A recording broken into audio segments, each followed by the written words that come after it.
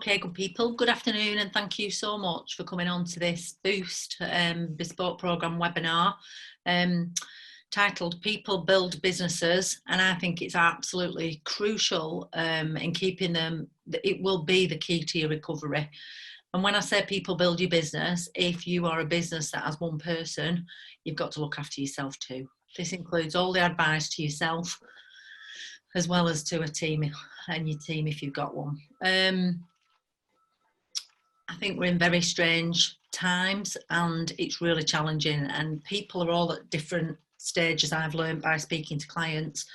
And I guess it's putting that in context before we start the actual webinar. There's a couple of things that we need to do for what the structure is. So first of all, I need you all to mute, because if you cough or do anything in the slightest, it'll change away from me being the main speaker. So what I would really like to do, just for how we're going to work through it, is before I hand you over to Sue, is we're going to do an intro about what the actual hashtag Ask for Help and what Lancashire County Council and Winning Pitch and Boost are actually doing to support businesses in these unprecedented times.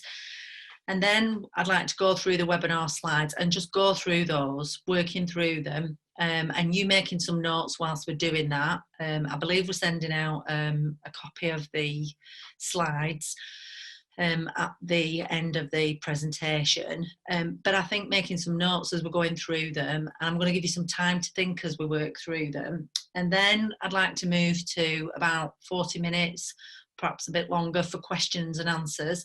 So as we're working through each of those slides and you have your own question or thoughts, you can go onto the chat facility and you can actually put in a question. So if you click on the More button along where the instructions are for in the actual thing, if you can find that, so where it's participants or stop video or mute, on the More button with 3 little dots, it says chat.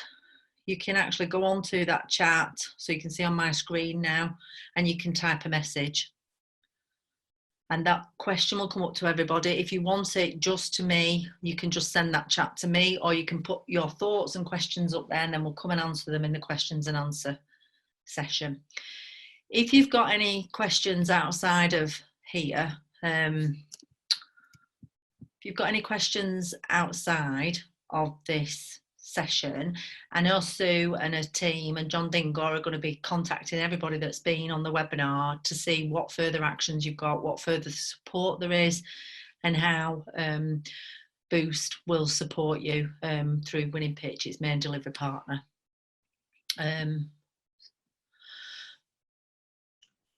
So if I do just tell you now a little bit about just the layout of the webinar, which is the introduction a little bit that we've done, and the housekeeping, which is please mute all your things, which you've done fantastic. Then we'll do the webinar, then the questions and answers, then the support available and the next actions. And I'll just hand you over to Sue now for her to do explain just what support there is on there. Is that okay, Sue? I've muted you. I'm really sorry. Oh, is that me? Am I back? Yeah. You're back now, yeah. Sorry, good afternoon, everybody. For those of you that don't know me, I'm Sue Denver, the project manager on the Boost Bespoke programme. Things are slightly different at Boost at the moment, whereas we're working with businesses right across Lancashire. We've got a dedicated Ask for Help team who are there ready to assist any business and all businesses that are impacted by the coronavirus. We've got a team that meet daily via Zoom. We speak to each other every morning.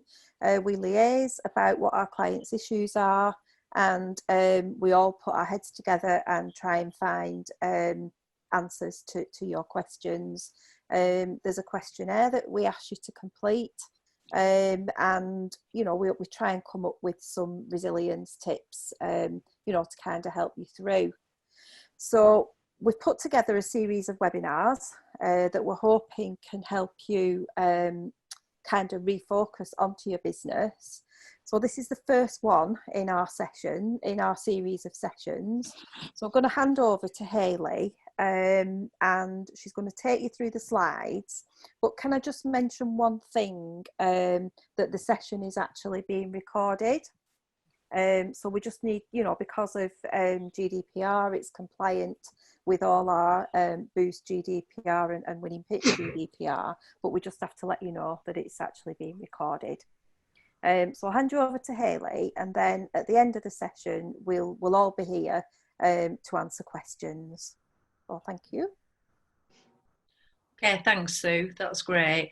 We've also got, there's a registration document, isn't there, to register to be actually on the signing in sheet. Yeah. Signing sheet, yeah. Just making sure you've done that as well, and then I think Sue will send out a feedback sheet at the end of it that you can fill in as well. Just for your suggestions would really help. We're just at very early days with this, so forgive us for the technicalities and some of the little bumps and bumps. Can we just have a show of hands for everybody that's actually received the signing in sheet? Right, I'll look into that because it did go out last night. So another technical issue. I'll be dealing with that while Hayley's going through the webinar. Okay, fantastic, thank you. So I hope you don't mind me keeping you in silence and not interacting with you just for the moment, just so that we can simply spend the right amount of time on questions and the main important issues that are really important to you. But if you, like I said, if you go onto the chat function and ask me questions as we're going through, and then we'll look at all those, through those at the end and see how many we can answer and get through. It was also interesting in another webinar that we've done that clients are giving great advice and support to the group that's in the webinar as well. So things that you're finding out and things that you're actually doing are really helping other businesses too. It's not all just about what you're doing. So I'll get cracking and go straight into the topic. Topic close to my heart is about how, with a marketing background, but also people and a psychology background, how you're actually going to make sure that your people have minimized the impact by your actions and what you're going to do and what your plan is about them and how it impacts both you and them. Those people are absolutely crucial to your business. In the past, they've been crucial and they built it with you. They're going to be really crucial for your recovery and certainly in this survival mode. I think depending on your leadership style, people look to you to lead them and give them guidance.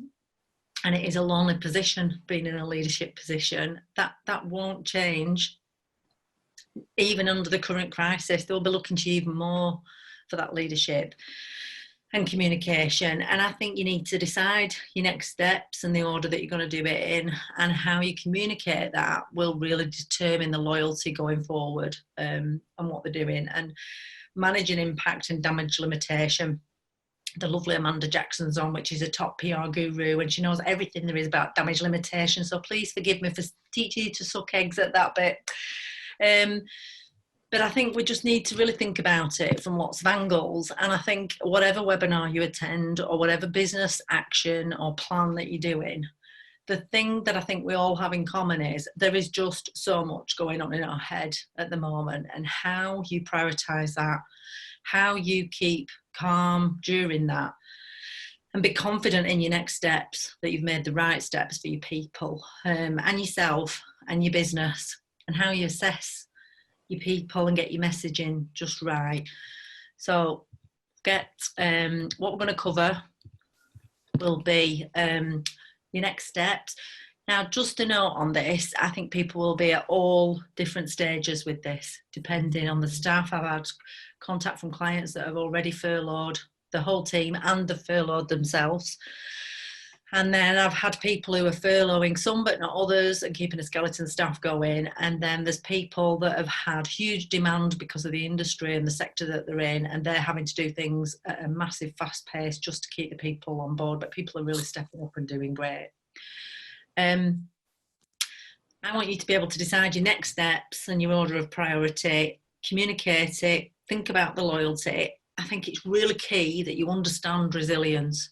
So build your own and get you in a really good place, because you can't support them if you're not resilient yourself. So it's a word that's bandied about and a bit of a flavour at the moment, but I think you need to really look at resources around that. Winning Pitch and Boost, and ask for help, are doing some great webinars and support on resilience and what you should do. And I think we'll need to really focus on that in this session. You're dealing with people's emotions and people's livelihoods, and a big amount of chaos and panic going on. So managing that impact and damage limitation is going to be crucial for you. And I'm really looking forward to, we've got an expert in the room with Amanda Jackson helping us and perhaps giving us some advice on that if we've got questions too. Important one to me, that you always come out with action planning and doing something, because I don't know about you guys, but whenever I'm thinking about something, or I'm worried about something, or there's some sort of chaos going on, I want to take some actions because it makes me feel better. But jumping into it too quickly, before you've really thought about what's going to go on in your business and what you feel about it, don't communicate to anybody in your team or suppliers or customers until you've really sorted out your own internal dialogue and your own internal feelings, because it will have a massive impact if you do it off the cuff or in a rush. It does need some planning. I want to just go through with you now some really important things. When we come out of here, you will be able to be confident that your next steps with your people are the right ones. So it'd be really interesting to just think now about your own confidence levels. Are you confident you know what your next steps are with which ones of your team, and are they the right ones? So I think just writing down your thoughts on that really quickly and just thinking about that. If you had to score your confidence out of 10, 10 would be fantastic. Hayley, I've got a cunning plan. My people are wonderful. I've spoken to every single one of them. They're absolutely the right steps and everybody's really happy. That would be a 10 if you felt confident about that. 1 would be, oh, I'm glad I'm here because I've not a clue what to do. Okay, so you should be able to, when we've left this webinar as well, assess your people using a matrix template that I'm going to go through with you. And I think Sue will be able to send this out to you afterwards, branded up. And I'll go through that with you with a few caveats just before we use it. I think you should improve resilience levels in everyone and know how to do that. So I'm going to give you a few bits on that, but I do want you to do further reading and further research on that. It's really key to this whole thing of dealing with your people. It's the most, even in normal times, your people are the most stressful part of your business. More stressful than sales and marketing, more stressful than cash. I absolutely believe your people are your biggest challenge. They make your business, they grow your business, they're crucial to you. You spend more time than with your other halves or your family, and they're absolutely key to your recovery. I think there's 3 stages that are definitely my thoughts on this, about survive, rebuild and recover. And the key to all of those. And in this survival stage, if you're at the very early stages of dealing with your people, I think you really need to get this right before you move on to the next steps of recover and rebuild. We need to get your messaging perfect. We do have a guru in the room. Everybody should contact Amanda Jackson after this and have some fantastic support, because getting your messaging perfect is absolutely critical in this. It's never been more so, and I can't wait to speak to Amanda at the end of this and get some great advice for everybody if she's okay. I think the other thing is checking staff impact, damage limitation, and how you secure them. Again, at those different stages that we've talked about, and again by department can be a really good way of looking at it. Different departments and different staff working across different departments will behave really differently. I think we need worst case scenario planning. I need you to be absolutely doommeister and stop being positive or stop being just rabbit in headlights. And I need you to really face your fears and think the worst possible things that can happen, because you're ready for it then. If you do it on paper and in the safety of a room when you're feeling resilient and you're on your own, that's a much better place to do that planning before you inflict it on other people or do anything with those thoughts. And then I want you to finish on best case scenario planning. You must finish on a high. Feel positive and strong, resilient to go out and put some of this stuff into place. Okay, really things that I want you, important things to really consider before you even begin to think to say to something to staff. If you've said something already and communicated with staff, which I'm sure you have at this stage, to do with furloughing or other things, I want you to think that it's not too late to consider these things and send out further updates and further communication. Don't think, one client said to me when I spoke to him last week, I've sent it now, it's too late. I said, it isn't too late. It's a constant evolving dynamic, and things that you need to do, and constantly revisit as things change. And I think when you're going through a chaos and a disaster situation, or the situation that we're in, however refer to it, and we're all in it in the same, at the same time and at the same boat and impacted, is you do have a duty of leadership to put your own feelings aside. It's never been more important to put your staff first and really think about them. I'm not saying dismiss yourself and that it's all about them, but if you've done this thinking and some of the things that we talk about in here, that's how it will come across to them, and you'll be strong. So I want you to think about messaging and language, which we're going to go through in a lot more detail. I want you to go through and think about their personal circumstances. The caveat here is, I'm not a HR advisor or an expert. I'm thinking about this from an MD's thought patterns or a business owner's thought patterns, and it's for your eyes only, and it's you considering from a care and duty point of view about that person who works for you. So you might not be able to ask in interview certain things. You might not be able to ask staff certain things from a HR point of view and tribunal issues and all the rest of it. I'm not talking about that. I'm talking about some common sense, confidentiality, your own thoughts, and a way of thinking of those about people's personal circumstances and what the impact of your message is going to be on those. I think you've got to understand their feelings. And I don't want to get too touchy-feely or hippie or a bit kooky about this, but I think you have got to understand their feelings, and then you've got to understand your feelings second, and then you've got to be able to manage that stress. So if you're going to communicate or do anything to your team or your people, those are the crucial things that I think you need to really get right, and I want to go through in more detail with them.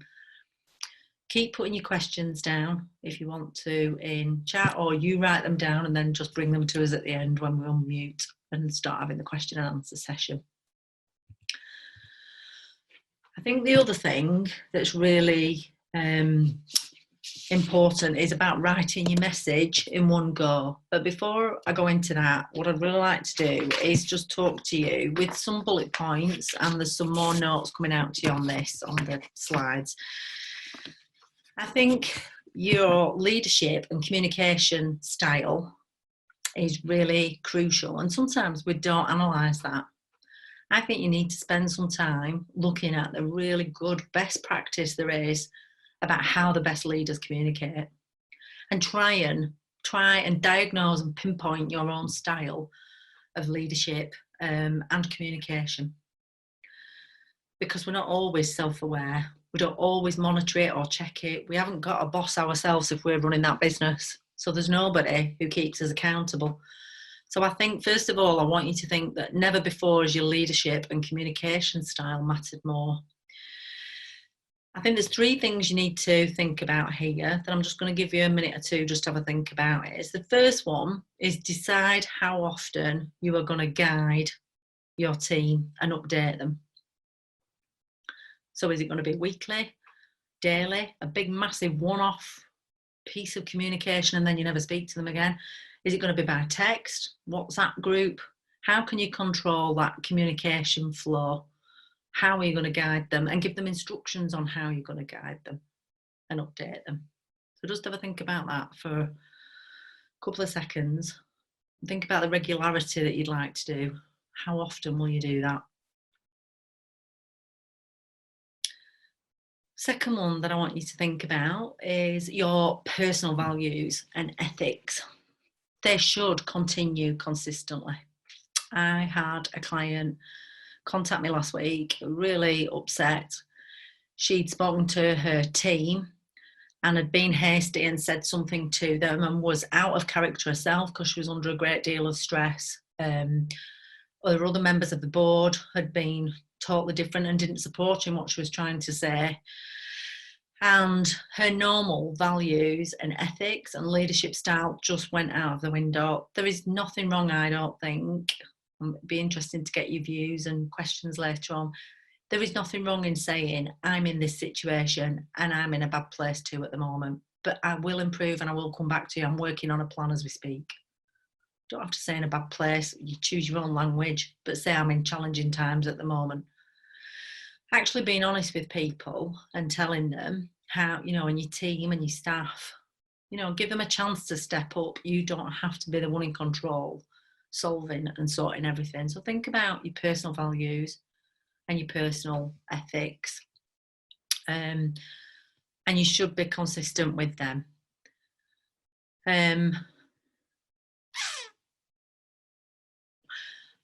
I think the other thing that you need to think about, the third thing really carefully, so just before I move on to that, sorry, think about what your values and your ethics are with regarding how you communicate with your staff.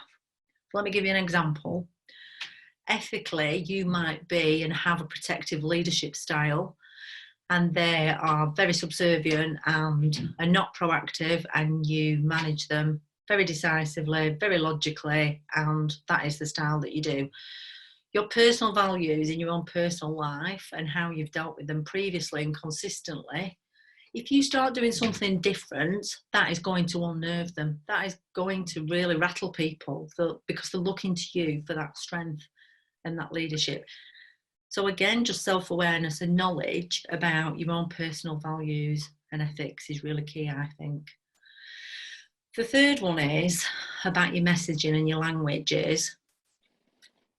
Most MDs I've met, and I'm twitching my lips when I say this, and business owners are fast out of the starting gate. The brain goes at 90 miles an hour. So to say, just stop a second and choose your words carefully, I think they're used to taking risk, our MDs. I think they're used to being confident and decisive and going fast, faster usually than any of the staff, and the staff usually try and keep up. What you need to do in here is just put another little step in. Just slow yourself down and put the brakes on and choose your wording carefully for once.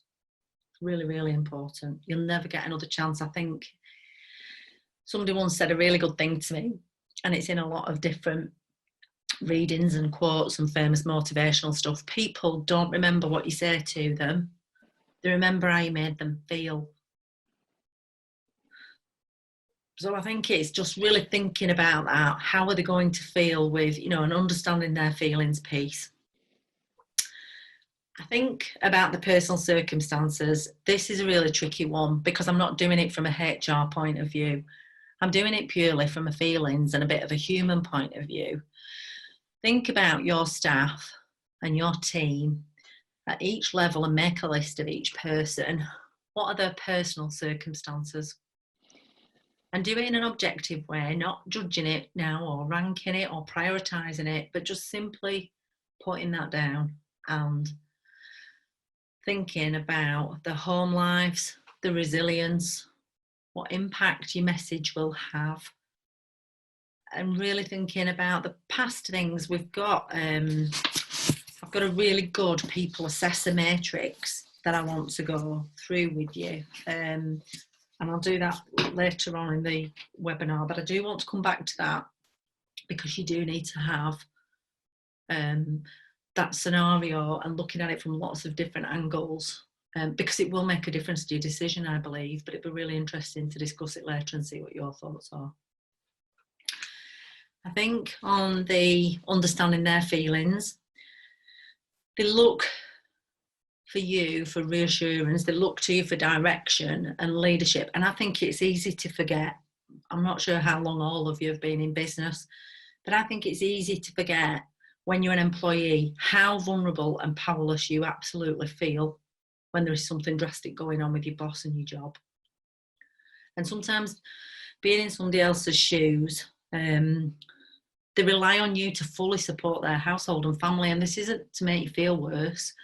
It's to actually say, right, that is the starting point. That has grounded me. Yeah, I will give gravity to whatever I message and think about, because they're not like me, capable of running a business and taking risk.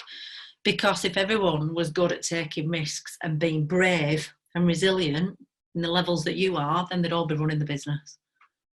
So they are very dependent on you, and that shouldn't make you feel pressured, although it does, definitely, but it shouldn't, or try not to feel pressured by that. Try and keep objective about it. You have got to look after yourself first before you can look after anybody else. You need to be in a good place and resilient before you can start planning the most difficult part of your business, which is how you're going to manage your people in this. I think understanding your feelings, once you've done that and gone through each person and gone through this people skills matrix that I'm going to do with you, and I'll go into it in a lot more detail because I think it's so important. Let's get on to about understanding your feelings in this. And I'm really looking forward to our question and answer session later on, or discussion or support, not just questions. Is understanding your own feelings. It's okay to say that this is really tough on you. It's tougher than it is for a normal employee. It is tougher than any member of your family who you're supporting, probably as part of your business. You've got to keep calm and confident as a leader. And I know that sounds really trite and really patronising and really cliche, and it's not meant to be. But sometimes it's just really good to sit and ground yourself and take a big deep breath and say, this is my business, these are my people, I'm going to be calm and I'm going to be confident. And even just saying that to yourself might help and make you feel better about it. Or if there's things that you've used in the past that you know really do work for you to keep you calm and confident when you've had stress before in your business. The other thing I will add, we are massively resilient as business owners because we've had to be. We built it up probably from being a tiny baby company, and it went through all its terrible teething problems and toddler problems. And then we are also really resilient because it won't be the first time that you've hit times with cash issues and people issues, product issues, marketing issues. The difference is, I guess it all came at once. But what it's done is given us thinking time as well to just stop. The world did stop and we got off. And I don't think we'll ever have another fantastic opportunity to really review things either from a positive point of view, seeing as I've been a doom meister up till now. So I think understanding your feelings and why you're making the decisions and making sure that the balance of supporting yourself, supporting your business means you'll be able to support them better. So there's 3 distinct bits to this, as well as 3 stages. There is supporting yourself, first and foremost. There is supporting your business. And then there is supporting your staff. I believe it's in that order.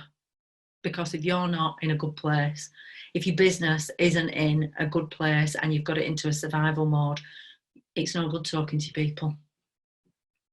They come third at this stage. I think your business and your thoughts and what we go through will be 3 steps of survive, rebuild and recover.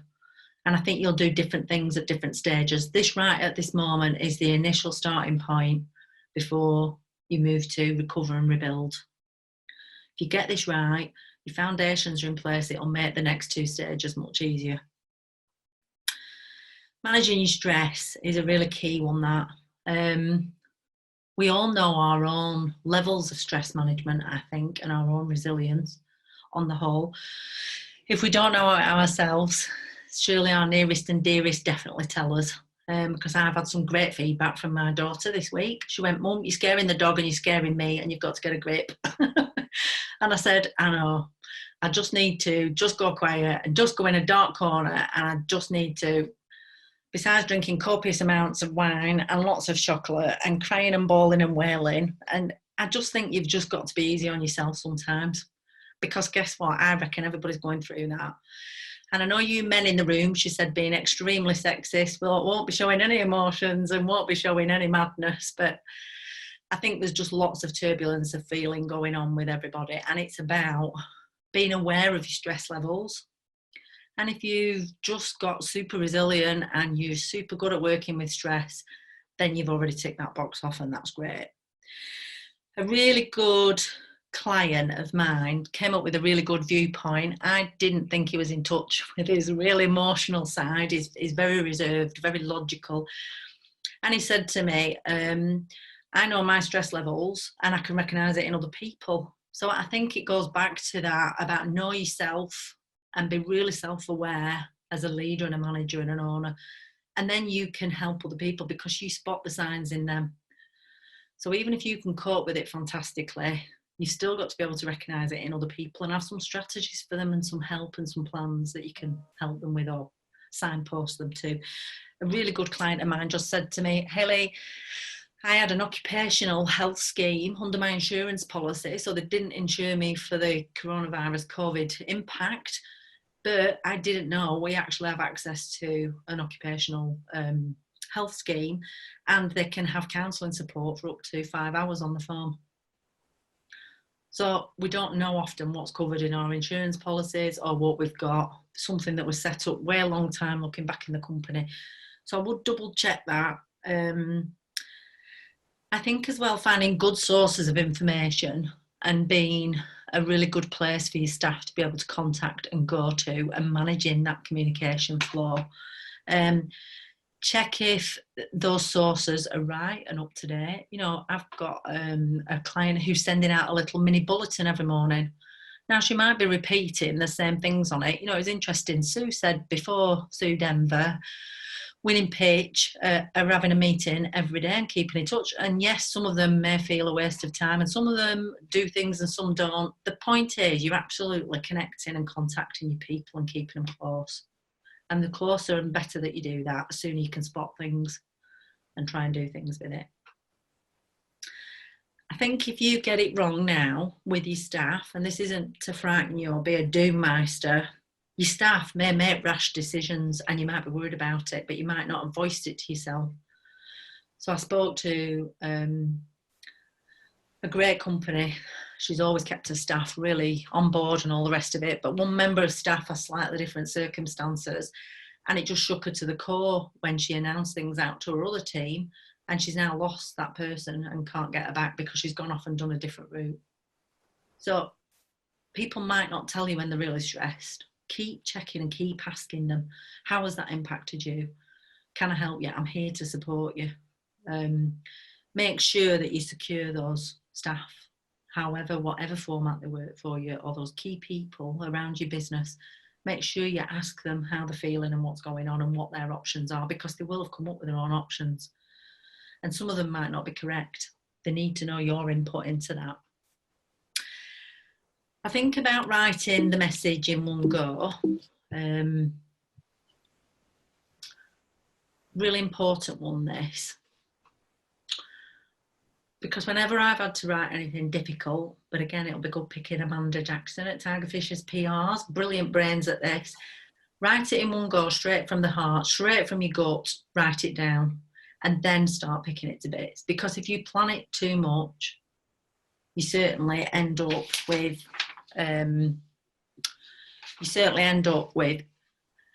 getting it wrong, or it's too wordy, or there's lots going on. So I think just gut instinct, it's really worked for some clients of mine, is write the message down in one go and think of these headings. You might have already got really good at some of these headings, but just think about them. So think about the government position that relates to them, the government position that relates to your business.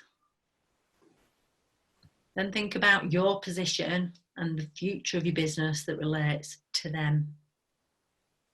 So your current position and your mindset and your plans and the future of your business as you see it, but all in terms of their language about how it impacts on them.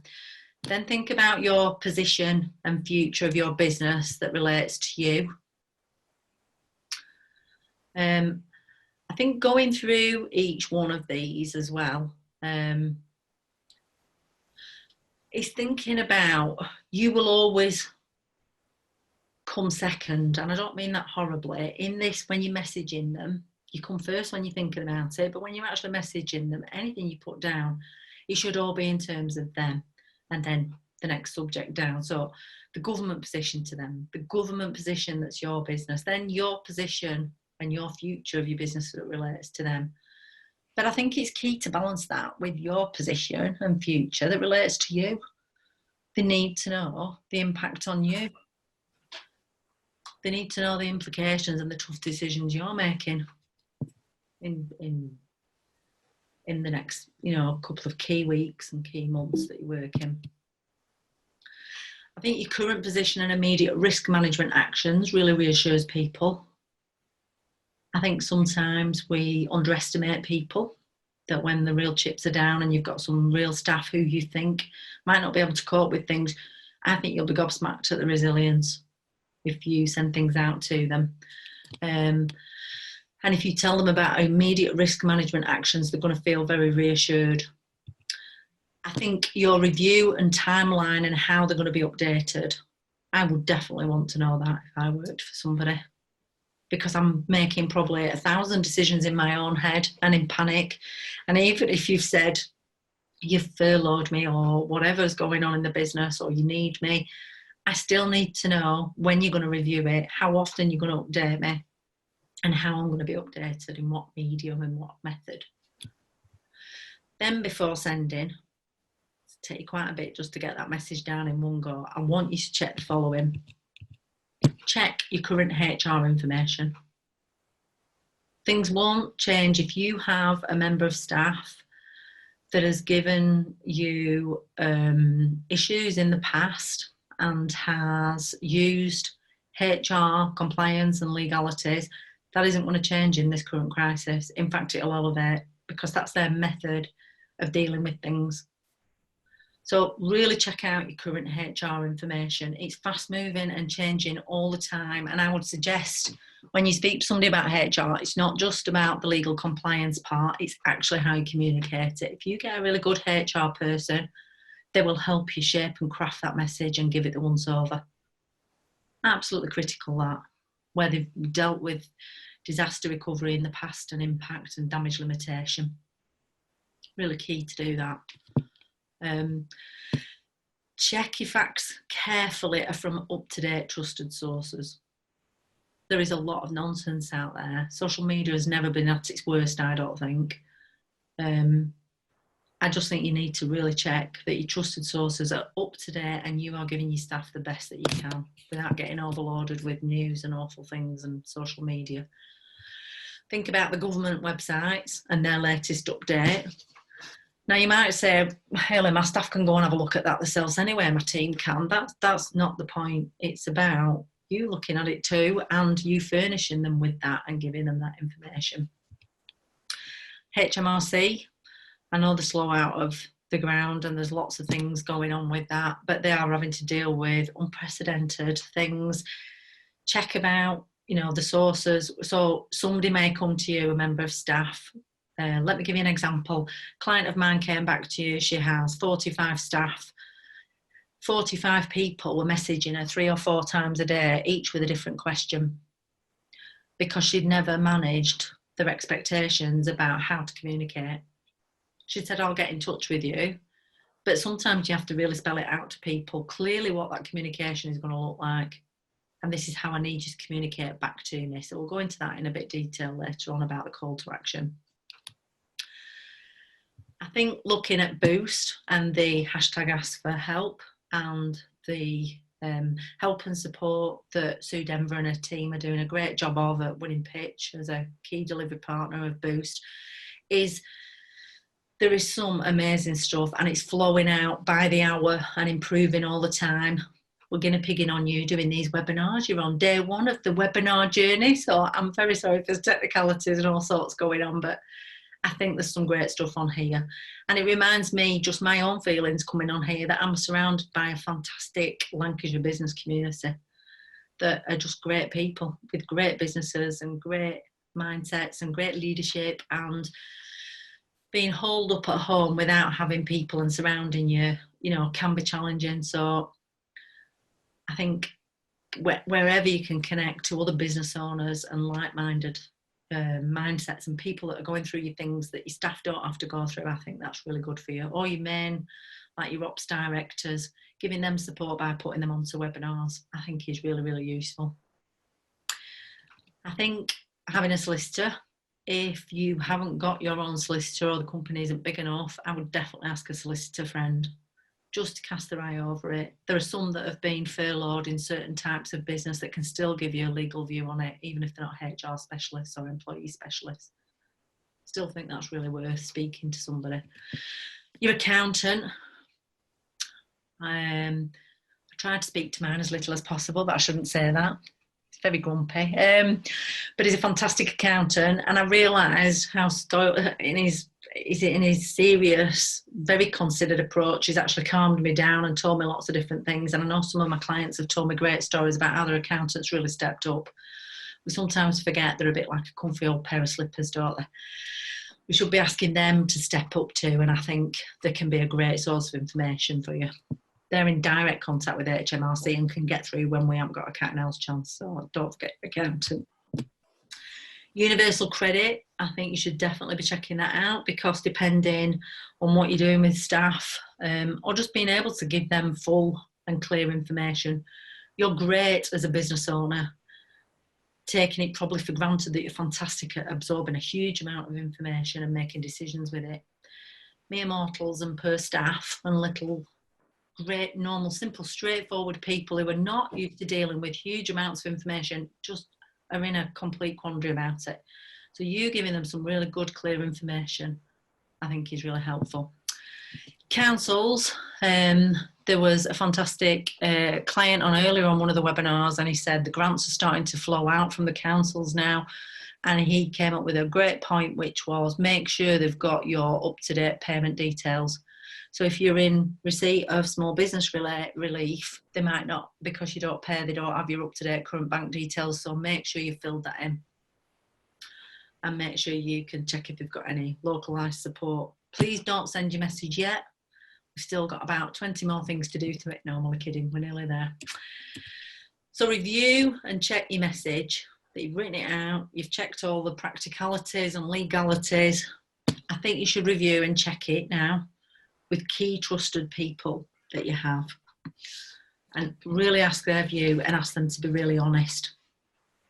I think any immediate risk management actions that you've talked about, ask their view. I think really thinking about how your relationship with them. So why do you trust them? And what angle do you trust them on? So I think the more people that you ask, and think about the background before you ask them. So for instance, if somebody asked me, I would be doing it from the touchy-feely point of view and the perception of the marketing point. So if you asked me, I would give you a totally different view on that. If you asked an accountant, they'd give you a totally different view on it. They'd talk about it very logically. So I think having a few key trusted people and their views, amalgamate those and keep running it by and checking with each one of those. HR again, double check with HR. Treble check, quadruple check, and look at it from all angles. How you communicate that message. Future risks to the business if you don't get it right. And any contentious member of staff who you might have some concerns about. Think about your family. They're really important. They know you better than anybody in the whole world, and they'll just tell you how it is. Families are always great for giving it as it is, so they give you just no holds barred, and they give you a great view. It can be a bit brutal sometimes, but it's really good after you've stopped getting cross and tutting. Then your best friend, if you've got a really good best friend or somebody who you've known for years and years and years who knows you inside out, who might be a bit gentler than your family. And just again another different viewpoint on it, then you can send it. But before you do, there's 3 things that I think you need to have a real look at. Think about your most difficult employee and think about them reading it and imagine what they'd say to you, or imagine what they'd say when you work there behind your back. Really look at it as a really, from the worst possible viewpoint ever, the worst mindset possible. Imagine it was published in the papers and social media. How would it read if you saw that in the papers? Or if somebody sent it on to somebody else? Imagine if you've got children, they were receiving that from their boss. What would you say? And they asked your advice. Read that through and imagine somebody had sent that to your child or adult child. And it might make you think very differently about what wording you use and just what it is. That's assuming that you've got grown-up children. Don't imagine you're sending it to your 5-year-old. I'm assuming too much, thinking I've got grown-up children. I think you've got to ensure the next steps are really clear when you send it and it's finally done. And by that, I mean, what is their response? What is your response? What do you want them to respond like? And ask for it. So don't leave it up to them to decide on their response. What response would you like, and be really clear about it. And then a clear call to action. So sometimes we get so bogged down in writing a communication to staff and keeping them on board that actually we don't have a clear call to action. So somebody just reading it and then going, well, great, so what? What's next? Think about what you'd really like them to do. Is it, can you give me some questions? Can you respond to this to say you've received it? Can you give me a call and we'll speak for 15 minutes and we'll discuss your feelings one by one on a one-to-one call? There's all sorts of different things. Join a WhatsApp group. Can we support you? You just need a really clear call to action of what you're going to do. I think this is a really interesting one, only because I had a couple of great clients ring me up who didn't talk about it. And they rung me up to ask me how they should talk about it. And I said, you've ignored talking about it. So it becomes an elephant in the room. If you're unusually in your way that you communicate to your staff, very matter of fact, very blunt, very, this is what we're going to do. The next time you see them in a video call or speak to them, don't ignore talking about it. You know, even just a really simple acknowledgement goes a long way to people feeling really valued and listened to. It doesn't have to be a big rambling talk about it or exploring feelings or analysing navels. It just needs to be that you actually talk about it and don't ignore it, because staff don't know how to bring it up if you don't. I think you've not got to ever forget the position of power that you've got. It is not in their balance, in their favour. They ultimately rely on you for a job and a livelihood. So they're not going to be easy to talk to you about things. They rely on you to start those conversations off. Reassure them and behave as you normally do. So I've got one boss who's very normally very, very grumpy. And he went, I keep trying to be nice. I said, well, you're going to frighten them because they're used to being grumpy, aren't they? I said, so carry on being grumpy, but acknowledge it. You know, you've got to behave as you normally do, even in strange times. I'm a big believer of that, but it'll be great to have some comments on that afterwards.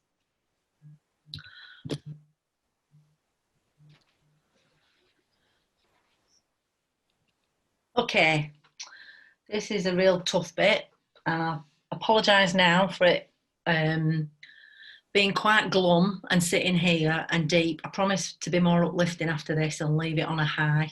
I think if we deal with this really difficult stuff, people are difficult. Worst case scenario planning is definitely difficult. But you know what? I think you will feel pounds better after you've done this if you've not done it already. It's something we don't really want to do, but I believe why you need it is because if you do all this background work and footwork now and everything that you need and you face the worst possible thing that can happen, it can't actually get worse. So when you reach your rock bottom and you think, that is it, the business is bust, I've lost every customer, I'm going to be in debt, we're going to lose the house, all of those things, if you actually say them and get them out the dark recesses in your mind and your thoughts and your feelings, you actually start to feel better about it, and it works. Accountants are great at this. So if you need a depressing moment, ring your accountant up and say, I want to do some worst case scenario planning, please. He'll go, that's great, let's get on with it. But I think it is a toughie, so get yourself in a good place. Make sure you're mentally strong and physically strong, that you're not tired, that you're not hungry, that you've had some deep breaths, that you're in a good place and you feel a bit motivated to do something, that the kids are out of the house, that you're in a quiet place and you've got that support. Sit down in a dark room with a cold towel on your head and think about, right, why do I need to do this? Is it going to get me through this survival part? Is it going to get me to understand the stages of recovery and rebuilding? Or am I just completely giving up on my business? Because you can sit there and think that too. That's okay. If you're doing it, sit alone and think, I'm absolutely sick of this. There's nothing left. I can't fight anymore. That's the final straw. I've given it me all. Sit down and think the worst thoughts that you possibly can. And I know that sounds awful, But honestly, it's really, really good therapy. And there's lots of science to back it up, and I won't bore you with that now. But it's all about facing your fears and all about shame and guilt and all the rest of those horrible feelings we have. And if you get them out on a piece of paper, you'll actually either think two things: oh my God, it's terrible, it's worse than I thought, or you will think it's not as bad as I thought. So either way, you need to do it in order to get through the next stages of your business and to make sure it survives. I think having a contingency plan and a timeline and some actions for the next 7 to 14 days, particularly around your people, will make any communication, any emails that you have off staff, any phone calls, it will just take huge amounts of pressure and stress away from you if you have that contingency plan in place. You might never use it. I hope you never have to use it. But if you've got it in place, your whole mindset will change and your whole thoughts.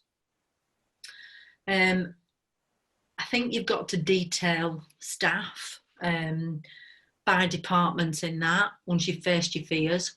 Think about it from a people point of view, but I also want you to think about it from lots of different angles. So there's timelines and stages. There's your own thoughts and fears when you're going through that planning.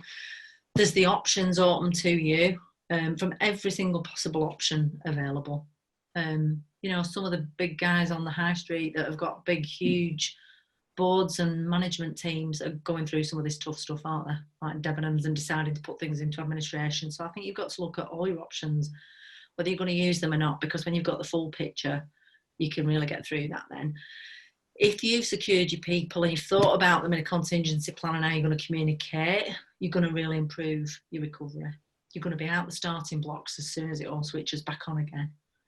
Somebody said to me again the other day, and it's really good to keep repeating this, I'm going to write it down on a big lump of paper and keep putting it on the wall. We were in a buoyant, fantastic growth position when we went into this. Not a bit like when the crash was in 2008.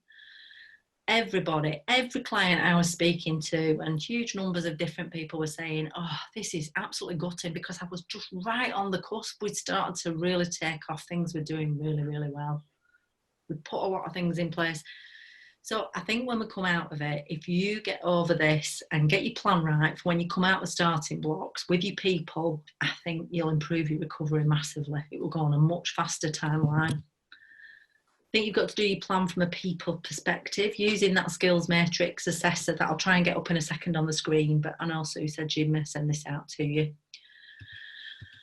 Okay, worst case scenario planning. First of all, I think you need to do this by department. I think your salespeople will be totally different. Staff impact, because of the resilience levels, will be totally different to your operations staff. Your finance staff will think totally different than your ops staff. HR staff, or whoever department, whatever department they're in, will behave very differently. Those departments behave differently all the time within your company. They don't all act the same. They have their own little sort of mini culture.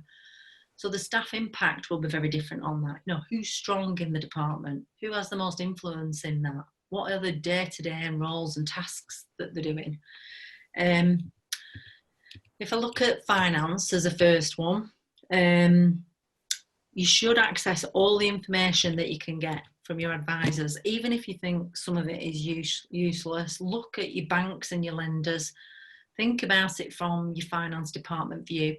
Cash flow for the next month, but you certainly need a short-term cash flow 3 to 6 months. You need to know what your immediate wage payments are. And forgive me if you've done all this already, because I'm sure some of us are further down the line in furloughing than others because we've had to do it. Think about how you can decide, once you've got that cash flow, then about your immediate wage payments at 100% or 80%, which staff can work, which ones can be furloughed, and go much more into detail with that, listing them all out, thinking again about the impact on them personally. And then think about the impact of furloughing somebody. So somebody you might think is quite tough and resilient, and how they've worked for you in the past, that you might think they'll be absolutely fine with furloughing. They've got children at home, they'll want to be at home, this will give them some peace of mind. They might not think that at all. So you do need to really think about the finance impact of it, because and how staff are going to react when you say you're going to furlough in them. I would look at, definitely from a finance aspect, borrowing amounts for different levels of contingency plan. So one to make it really easy, middle of the road, and then a really lean one of, do you need to borrow any amounts and at what different level? I think you should look at it from a staff point of view. I know we're talking about people, but looking at it purely just from the staff point of view as a whole.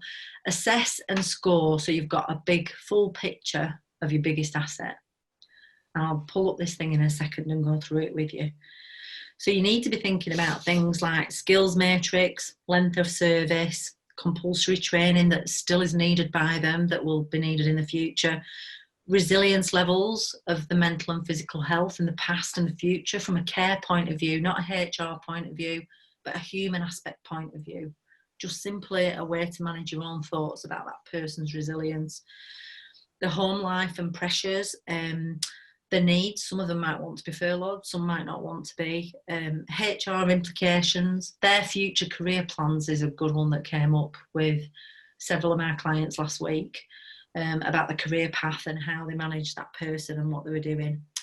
This is a really good one, these two. One is ease of working with other people, and then their adaptability to change. So if you know you have somebody who's really difficult with change or doesn't adapt to things when you put it in and they're always the last one to do it, think really carefully about what you're going to do with them.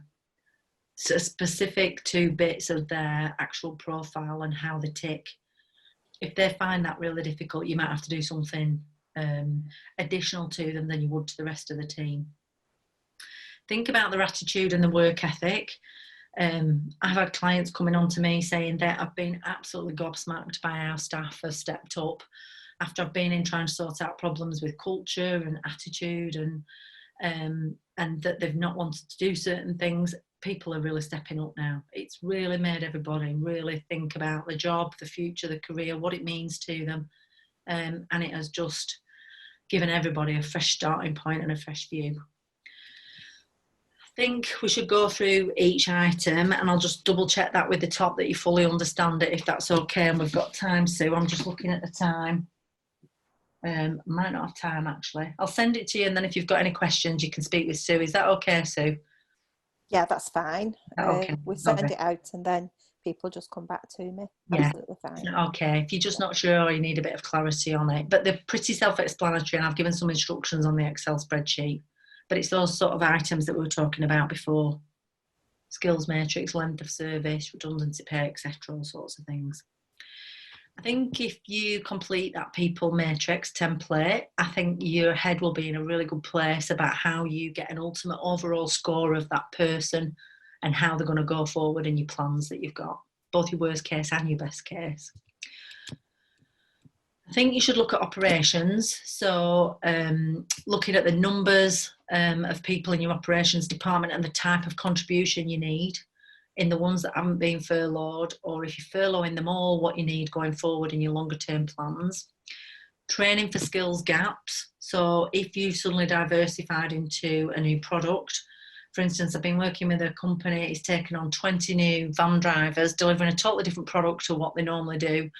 And he's got really experienced van drivers, they're more experienced than him in how they should be managed, but he's really experienced in the product. So it's really throwing that training skills matrix out the window. What do people need right now in operations to respond to demand that you've got now, if there is any demand?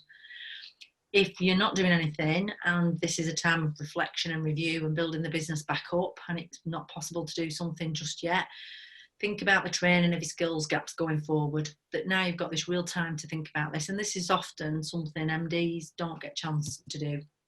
Don't have a chance to really sit down and reflect on what training's needed and what budget. Safety of your staff. So if you're putting them in new, unfamiliar situations with delivery or protection of themselves and the safety of it. So if they're not used to working at height and suddenly asking them to work at height. So there's all sorts of millions of angles that will be very personal to your business with that. But just think about their safety if you're asking them operationally to do things differently. I think interesting people think, is this either I'm going to spend loads of time on my sales and current pipeline and really sort it out, I'm not going to get despondent, or there's people that have just completely gone, right, I'm going to be a hedgehog, hibernate, become totally dormant after I've spoken to a few key customers. That's it. After that, I'm not doing anything with my sales. But I do think in your worst case scenario planning, it's useful to do this one-off exercises. What staff, so not what sales you need or what you've got, but what staff are needed for your existing products and services. So even if you're not supplying anything now and it's come to a grinding halt, what will it need in the future in that rebuild and recover? Will it be existing products and services? Will it be new products and services if you're diversifying what staff are needed, which staff are needed, which skill set? And then have you got new markets and new customers? Which staff will be best adapted to that? Okay, more upbeat now. We need a quick barbara and a cheer and a silly dance, don't we? I need to do a Monty Python silly walk, don't I? Right, because we've been all doom and gloom and I don't want to leave you like that at all. Best case scenario planning, why you need to do it. Because I think if you've got all your fears out there, my guess is, I'm not a gambling woman, but if we have a bet on it, I think you'll already feel about 90% better when you've done your worst case scenario planning. Because actually facing up to it and realising the scale of it and the depth of it and taking some actions, it will just make you feel so much better. Be in a really good place now to be buoyant, positive. You might need a break after you've done that worst case. I plunged straight into it and went straight into my best case, but that's just me and my way of thinking. Think about yourself. Do you need a bit of time before you sit down? Get in a good place again. Keep calm. Lots of things around you that lend itself to being calm and in a good place.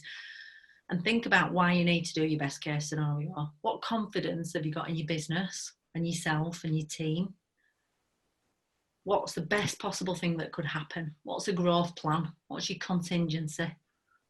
What's the best possible thing you could think of? I want you to think big and bold. Big and bold. Sounds like a washing powder advert, doesn't it? I want you to think really ambitious. Imagine this hasn't even happened. And you're in the best possible position in history that will ever be in to allow every MD and owner to sit with the thoughts. That's providing you're not diversifying and providing medical equipment, in which case you'll need more than a foot rub. You'll never have this opportunity or this chance again. It's unbelievable. It's a massive, massive opportunity. We'll all work long hours. I work long hours and I do all this stuff at night after you've done hard day grafting with your clients and for your customers. Never again will I have this amount of time. And it feels strange at first because you're used to working at such a pace.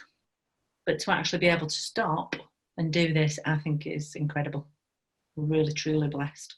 There'll be some amazing business brains and plans and ideas will come out of this. And I think we'll be better afterwards. I don't think we'll go back to it being a rat race and the way that we've worked before. But that's just my mad opinion. Right, so thinking big and bold and having mad ideas and looking as well at the webinars that are coming up and different support from Sue Denver and her team to really think about how you do idea generation, how you do all those things to make your business the best possible scenario planning that it could have. Think about timelines and stages and then be big and bold again and make it happen twice as fast. So if they lifted the lockdown and they gave you a date of 4 weeks' time, how fast would you come out those starting blocks? Would you have your running shoes on? Or would you have your hair and tortoise outfit on? Think about what's right for you and think some really, this was so good before it all happened and I've got to build on that. And actually, I didn't have time, and even though I thought it was going well, if I took away 10% of that stuff, I could do 50% in another area. So try and think about some really positive stuff.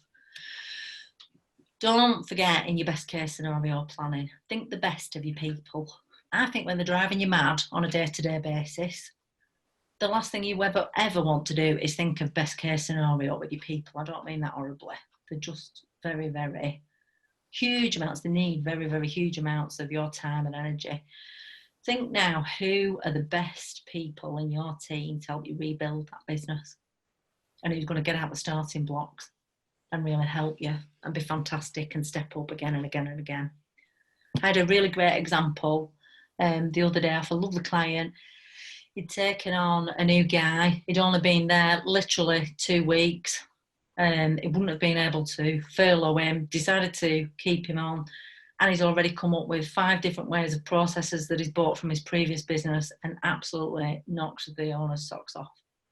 So there is some really good stuff coming out of this. Everybody's got time to think. That includes your people.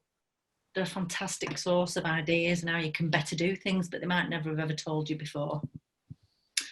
Do the plan from a people perspective. I know that sounds stupid, but we all have our own templates of going into things, and it's really thinking, right, from a total people perspective, how many I need, what the salary should be, what position they should be in, keep giving it a shake and going over and over again, different angles from that people perspective.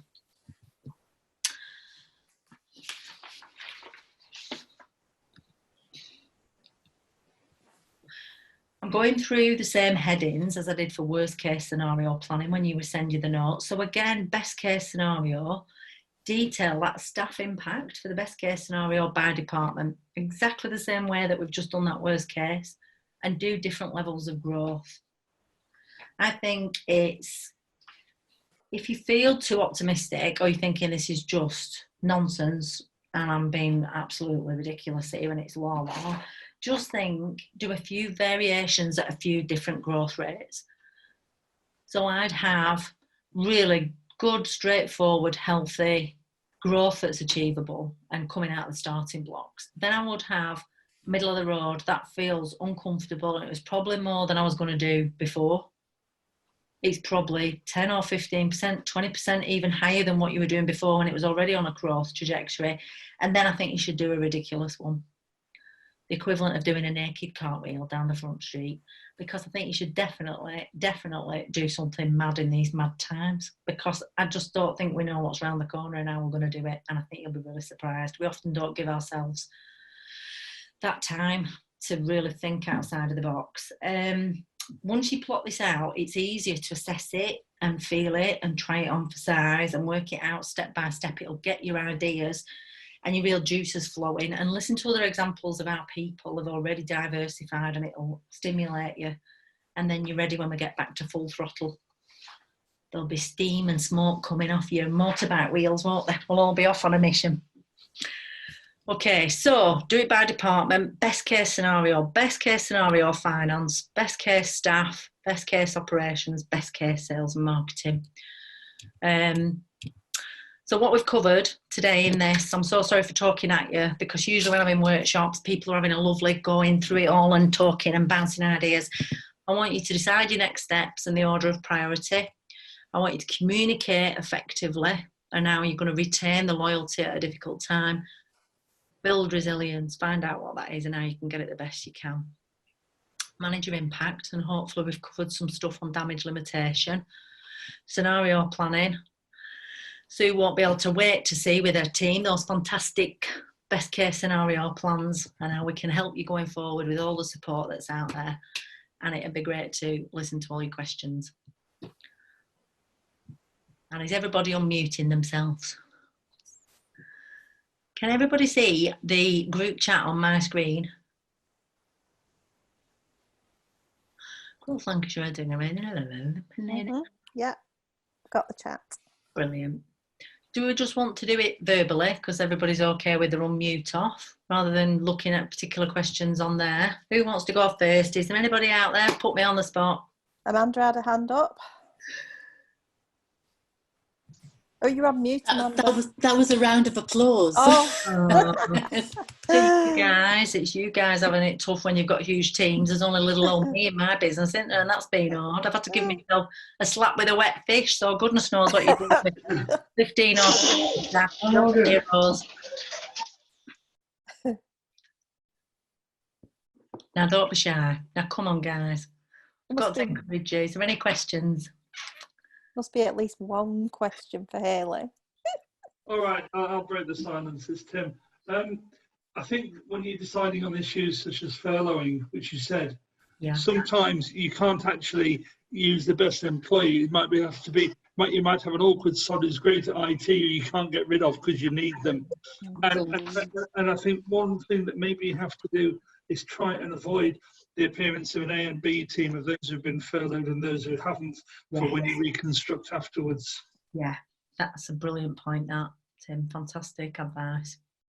I think also you also need to take into consideration their contract of employment, because that will actually restrict you or inhibit you if you don't get it right as well first time. Absolutely. That of it is critical. There was also a thing about information and checking information. Shannon Froggatt and Sam Moxon from Halo HR sent out some really good stuff about furloughing last week, and there's a lot of people stepped up and said some good free information out over LinkedIn. Yeah, there is. Brilliant. You've just got to make sure you trust the source, Tim. If you know them personally and you know they're really credible, then that's really good to pass it on. Yeah, I trust both of those. I think we're, as bosses and MDs, you're in charge of that information flow, aren't you? Because it matters to your brand and your people and the ethics and the values and the way that your company operates. You'll manage that flow of information with them. I think also it's important that, like I say, the Gateway are answering hundreds of questions from businesses a day, and they've all got different scenarios. So they're actually a very good resource and shouldn't be underestimated, because you can actually ring them up, get through fairly quickly, answer your question, and they can give you back accurate information because they've probably spoke to someone that day or the day before or last week that's had a similar situation. And they're getting information sent to them continuously. They're up to date with the government website. They're up to date with local authority websites, anything to do with the finance. So their information is accurate. And I think, people underestimate the value of those girls on the phones. Yeah, they do. And if I can just ask Kirsty to come in, she'll kill me putting her on the spot. Kirsty Robinson is the most wonderful operations director that has got a degree in HR, so she thinks of everything from people and guides her MDs and directors brilliantly, don't you? Okay, she's going to make me go red. I think you underestimate sometimes your staff and how cool they are, and they can often put some common sense into us as MDs, and Kirsty Robinson is a classic, fantastic example of that. She'll kill me after this, won't she? But it'd just be really interesting to get your view, Kirsty, if you don't mind sharing, how you've communicated at your company, because I think you're a real example of best practice to me. This isn't just about questions and answers, it's about sharing best practice between us as a community. Yeah, well, I was thinking about this actually this morning. So I think when this first started, we kind of underestimated just how huge of an impact it was going to be. So first it was like, we'll be fine, get a bit of hand sanitizer and, up the cleaning and we're going to be absolutely fine. Then all of a sudden it was, we witnessed clients dropping off, not dropping off as in going, but pausing work. So they were saying, we do want to do it, we can't just do it just yet. So we just monitored it at first, and we, like you were saying before, we had meetings every day just to discuss. So everybody, we've all got individual business units. So we just got feedback from each individual business unit at first, just keeping our eye on what exactly was going on. And then I think it was possibly 2 or 3 weeks ago, we saw the options of we did obviously a worst case scenario planning, and then we reviewed what our options would be should the worst thing happen and all of the construction stops, and then it did. So luckily we'd planned for that already. In relation to communications, we just kept everybody updated every other day. So it was people were asking questions verbally, they were asking questions on emails or in staff meetings. So we just communicated the same message to every single person, was, we're following government guidelines, we're putting things in place. And then obviously as it started to turn out that we were going to have to start to furlough people, we then did the review of, what work was still there to be delivered, because we can't furlough everybody whilst there's still things that can still be done. So we just communicated it first to say, look, this is an option we're going to have to start looking at. Is there anybody out there that within the organisation that would like to volunteer for it? So we kind of had a rough idea of who we were going to put on furlough, but we wanted involvement from everybody, because we didn't say want to put Hayley on furlough And then, you know, the chap that sits next to Hayley would have preferred to go on it, and Hayley could have done his job. So we kind of just kept everybody involved, really. So they felt more collaborative. Yeah, and it worked out really well. So some people came back and said, you know, look, I don't really want to be, purely for the fact that I'm going to be bored. You know, but if I have to do it to keep the company, to have a job to come back to. And so, yeah, we were just quite open and honest, but still protective, really, of what we were actually saying. So we're saying, look, this is an option. This is what we could possibly need to start doing. Yeah, and we just kept everybody involved. And in fact, actually, well, Hayley, you know, because we've been working with you recently, but communication was one of the things that we were looking to work on. And since this has all been going on, our communication's been absolutely, it's been like the best it's probably ever been. And feedback from individuals has been, you know, like your communication's really good. We trust what you're saying. So yeah, it's been not in the bad situation. It's a bad situation, but our communication wise has been really good. Oh, brilliant. I think what you said. Can I ask you a question? Yeah, sure. Did you manage to avoid? I've spoken to a number of businesses where they have obviously had to furlough some staff, and what they're now dealing with is the fact that there is some resentment being built up from people that are sort of perhaps in key positions that weren't able to be furloughed and are working full time for a salary, and they've got their colleagues sitting at home getting 80% of their salary doing nothing. And yeah, so we had the initial consultations with everybody, not Friday, the week just gone, the week previous to that.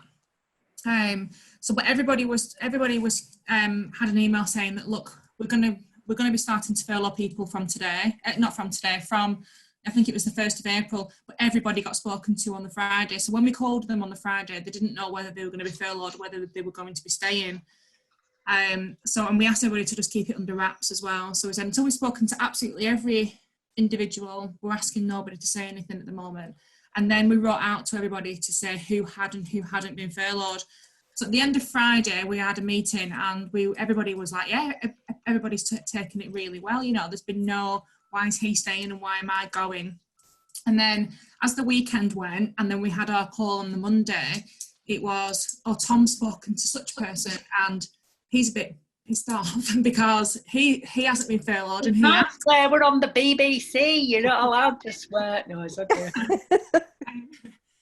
So yes, it kind of went like that, really. But we just kind of spoke to everybody again, and we sent some communication out saying, look, it's not personal. It's purely been done on where is the work and who is delivering that work.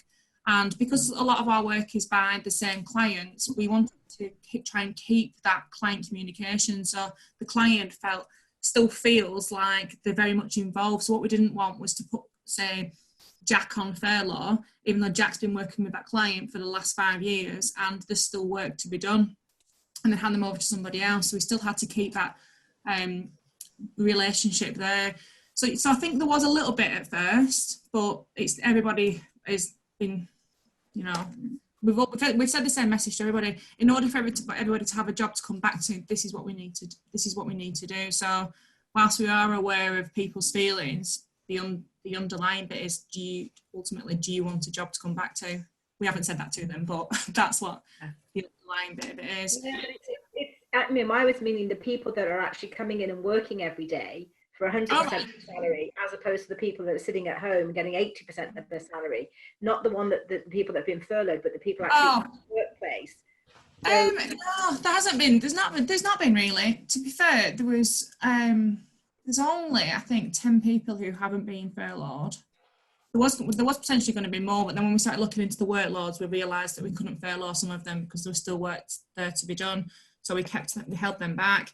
But no, there's not really. Everyone's just, luckily, we've got a really good team. Hayley, you know, we've got a good team.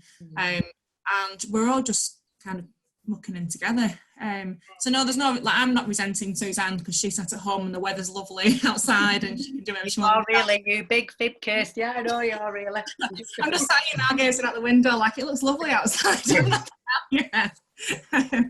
So no, there isn't been any kind of resentment there. We're all just like kind of the end goal. I think you made a really good point at the start, Hayley, about communication, about thinking what it is you want to communicate. And I also think you said about how often you're going to communicate, because communication can be very easy. You can just bomb people with communication. But I think you've got to think, is there something worth communicating? Rather than just communicating and say we're doing something, what's the point of it? And as you say, what's the effect going to be? Because if it's good communication, well thought out, people will listen to it, they'll look forward to it, and they'll benefit from it. Otherwise, it's like that person who copies everybody into their email. You'll just spam it, and you won't bother reading it. And I think that's a really important point. No, I think it's also good to remember that sometimes you just have to tell them that you haven't got anything new to communicate, rather than just have that long gap or a gap between where they've been expecting to hear something and they haven't. That it's okay to say, look, we haven't got anything to communicate. Yeah. Graham, can think I ask you?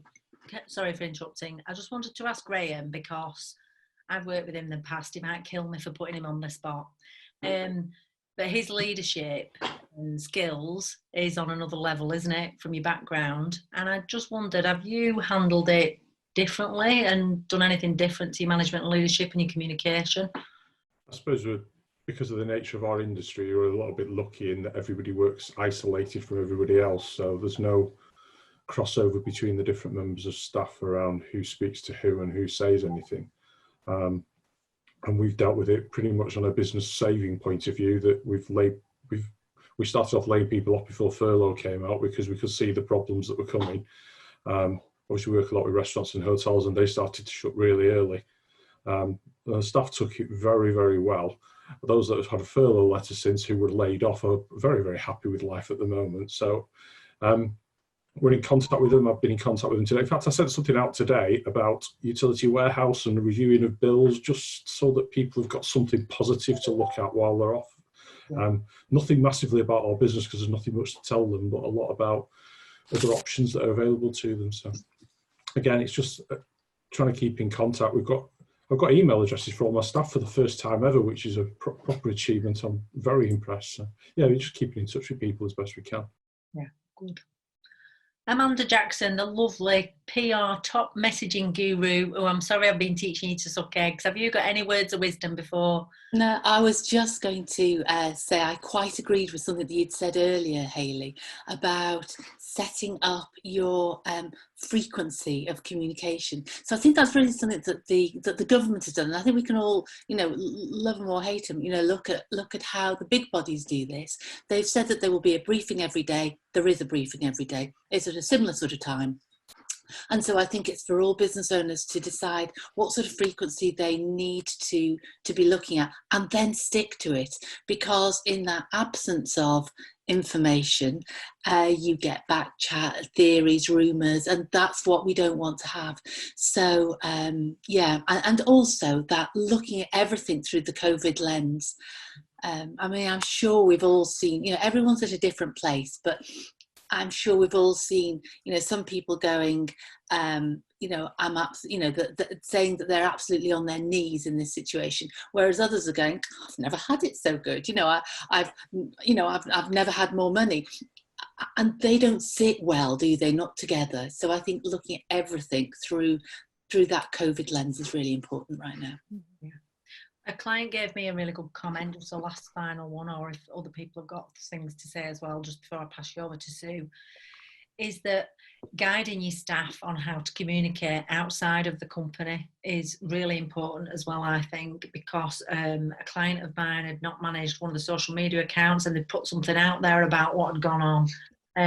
So I think it is about, as well, Amanda, isn't it, that damage limitation, and making sure you're controlling that flow of communication at this time, not just internally to your staff, but what your staff are doing out. Yeah, all the normal rules don't go out of the window. The people still should have their guidelines on what can be said and what can't be said, what's inappropriate. Yeah, absolutely. Hayley, can I just mention something? Yes, of course. I really liked your worst case, best case scenario planning. And the reason I liked it was because a lot of people right now are just thinking worst case scenario. Absolutely. And it's self-fulfilling. So if they stay in that zone, guess what? Worst case will happen. Yeah. But if you get them thinking best case scenario, There's a phrase I was taught many, many years ago. You move toward and become like whatever it is you think about. Yeah.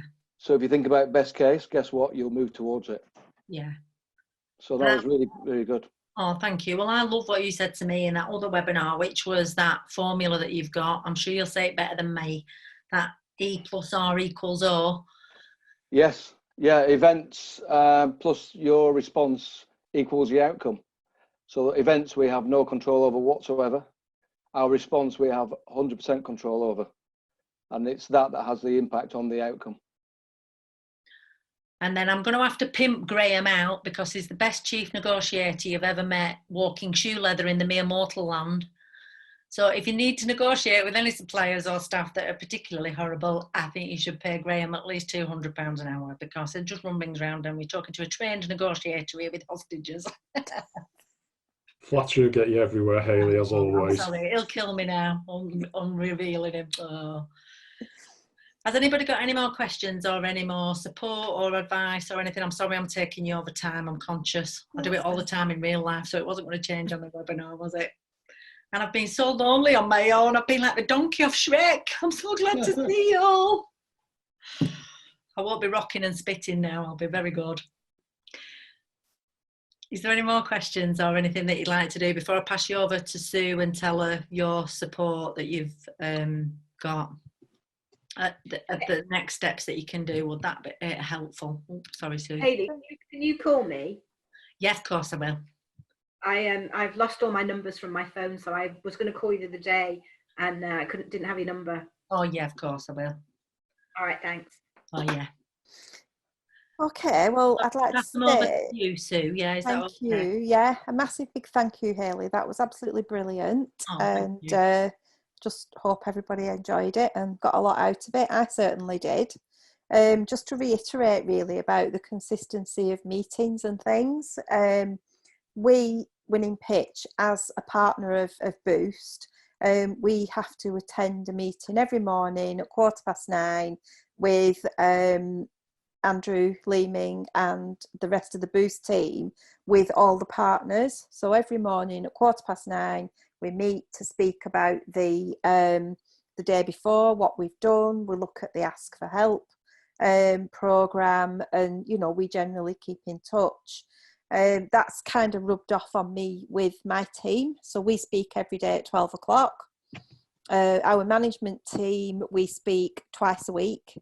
So, you know, we've got set times and set meetings set up, and it does work, because obviously you can work around it and you can work towards it, and it just gives you that kind of something to focus on as well. So going forward then, after this webinar, the kind of what's next is the team in the office are now sending out a sign-in sheet so that we can just record your attendance. So they're on the way to you in an email. You'll be asked to electronically sign them. Once we've got them back, that auto generates the slides being sent out to you. It's all automated. The reason why we've had a few little hiccups today is because we set everything up last week and we thought we'd been really good, got it all planned, and then Zoom changed things over the weekend and they put in additional security. So it kind of cocked up all our systems that we'd already put in place. So we're working behind in the scenes to get the signing-in sheets out to you, get the slides out to you. There'll also be a feedback form. And if anybody's got any questions after the session, any queries, you can either add it on to the feedback form, or you can just email me afterwards. That's absolutely fine. We've got more webinars coming up. I don't have any more this week. The next bespoke ones are on the 15th and the 16th of April. So we're looking at a LinkedIn session on the 15th, and then I'm moving into the IT and communication side of things. So we've got a series of 3 webinars that are being run around IT, communications, project management, and like managing teams remotely. So those 3 are being delivered by the same person, a gentleman called Michael Luff from Blue Wren in Preston. So Michael's delivering those 3. Mixed in with those, we've got Peter Dickinson delivering some digital sessions. So we've got LinkedIn next week, and we have a digital marketing one the following week. And Hayley's also doing this one again for people that have missed it. I think that's on the 21st of April. So I'm not putting any more out there yet. These are going out there tomorrow on Eventbrite, but I'm going to leave it 2 weeks now just to see how things kind of evolve, and then look at the demands of what everyone wants, and then we'll try and put something together to meet your demands. So I just hope that that's kind of what everybody's looking for. And that's about it, really. I just again like to say a big thank you to Hayley. Oh no, thanks Sue for putting it on. That's been really good. Thank you. Thanks for putting it on. Thanks a Thank lot. you. Very Bye-bye. much. Bye. Bye. Bye-bye. Bye. Hayley, thanks, Sue. Thank you. Bye.